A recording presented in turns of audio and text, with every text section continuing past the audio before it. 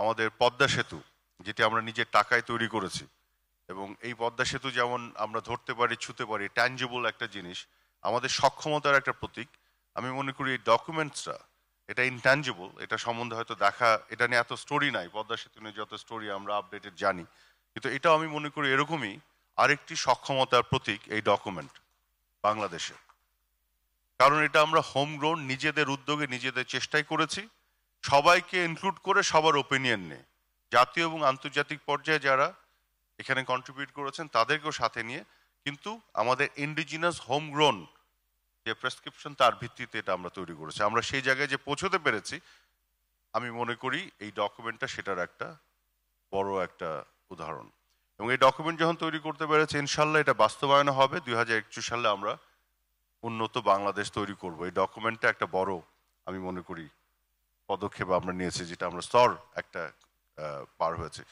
তবে আরেকটি জিনিস আমি ভাবছিলাম, আজ থেকে 15 বছর আগে কি এটা তৈরি করা সম্ভব ছিল? আমরা কি এটা চিন্তা করতে পারতাম? মানে তখন তো আমাদের 4 লেনের রাস্তায় ছিল না বাংলাদেশে, ছিল? তখন কোন জায়গায় ছিলাম আমরা? আজ থেকে 15 বছর আগে, আমি যেটা কিছুদিন আগে আলাপ করছিলাম, যে আজকে হয়তো ওই বাস্তবতাটাও তৈরি হয়েছে এটা, এই ডকুমেন্ট তৈরি করার। 15 বছর আগে তো ছিল না।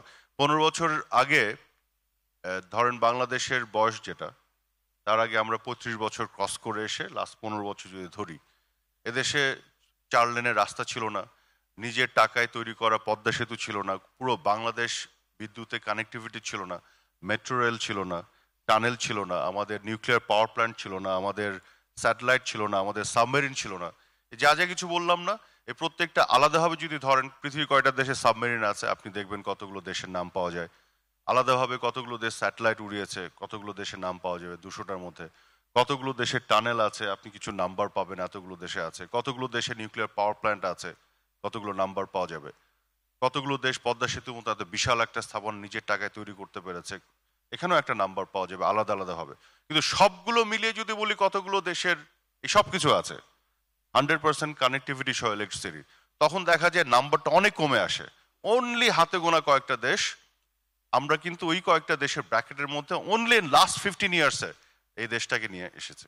এবং কিভাবে? মাননীয় প্রধানমন্ত্রীর নেতৃত্বে, ওনার সে ভিশন এবং সাহস, ওই যে উনি যে আউট অফ দ্য বক্স চিন্তা করেছেন, প্রথাগত চিন্তার বাইরে যে গেছেন, যার ফলে উনি কিন্তু এই কাজ অ্যাচিভমেন্টটা করতে পেরেছেন।